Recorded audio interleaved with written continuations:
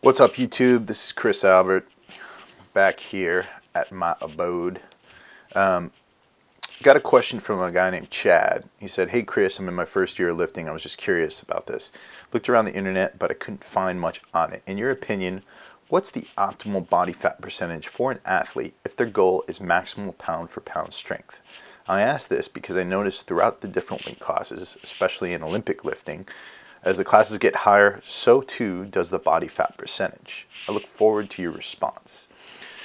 So here's the thing. What we notice, especially in powerlifting and Olympic lifting, is that the bigger guys tend to try and put on tons of poundage, tons of fat. You know, the bulk, not necessarily fat, but bulk. You see these guys, they got big yokes up here, and they really try to, especially the equipped powerlifters, try to fill out their equipment so they get extra leverage. The big Olympic lifters, they really try to use their weight to their advantage to get that extra leverage and lift greater poundages. The thing is, what we're seeing both, I think, in Olympic lifting and powerlifting is kind of a shift from this state back, maybe 5-10 years ago, where powerlifters just put on tons of bulk without regard for their own health, toward a more lean look. And we're seeing the poundages increase. The problem with, putting on weight with reckless abandon is that a lot of these guys, whether they're eating good food or bad food, are making themselves almost pre-diabetic because they're taking in so many carbohydrates and insulin is constantly pumping through their body.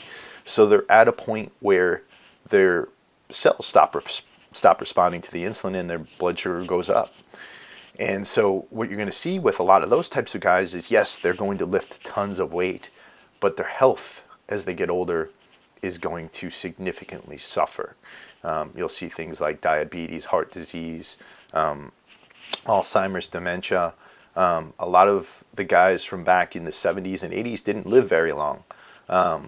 But today we're seeing a much more healthy trend in powerlifting. We're seeing more athletes come out of places like Westside Barbell and some of the other great powerlifting gyms that we see. And the Olympic lifting realm, yes, we do have those really big guys, like that guy from Iran, I can't remember his name, but you also have guys like Piros Dimas, who, if you ever saw him after his winning lift in Athens, he nearly jumped like 5 feet in the air in celebration. And guys like Klokov, who kind of, I think, rivals any physique athlete today in the way he looks. You also have the other end of the spectrum, and the problem there is, I think we see a lot of these people on Instagram and on the internet, and these fitness models who, and I'm not downing fitness models, I'm not downing anybody in the industry, but what I'm saying is that a lot of these guys, they have really ripped looking bodies, really ripped abs, really every muscle showing. They're veiny, it looks good, but what you're seeing on the camera is a temporary state that's not sustainable.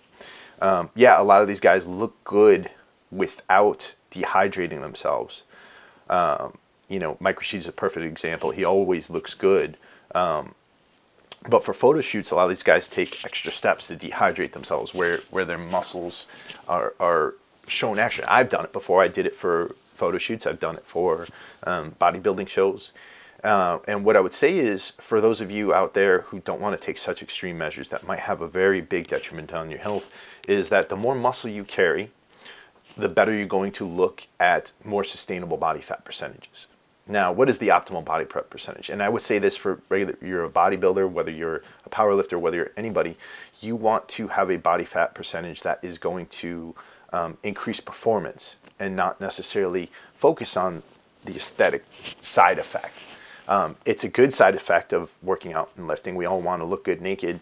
But if you are constantly trying to live up to these standards where you have a sub 5% body fat, one, you're going to set yourself up for injury. Two, you're going to set yourself up for inflammation.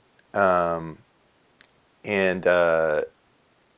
you're going to set yourself up for a whole bunch of different overuse injuries where your joints aren't going to be able to sustain a lot of the things going on. Three, you are going to really, really offset your gains. You're not going to be able to put on as much muscle mass at a sub 5% body fat as if you were going to be at a 12% body fat. Now, let me say this. I said to somebody before that if they're over 20% body fat, they're fat. And yes, that's true. What I would say is that you don't need to go so low as to be under 8% even. I think that the optimal body fat percentage is between 8 and 12% for men. And then for women, even a 20% body fat percentage is okay. Of course, if you're prepping for a show, you're going to go lower. But the problem is that if you go lower than that, you're going to start to see some adverse effects. So when you lift and you work out and you diet for performance. You're going to build a much more stable physique. You are going to build a much more healthy physique. You're going to have greater longevity in the sport, and you're not going to burn out by the time you're 30, 35. So that's my 2 cents on that. If you have any questions, hit me up at gettingtoshredded@gmail.com, and I'll put all that information in the comment section. So talk to you soon.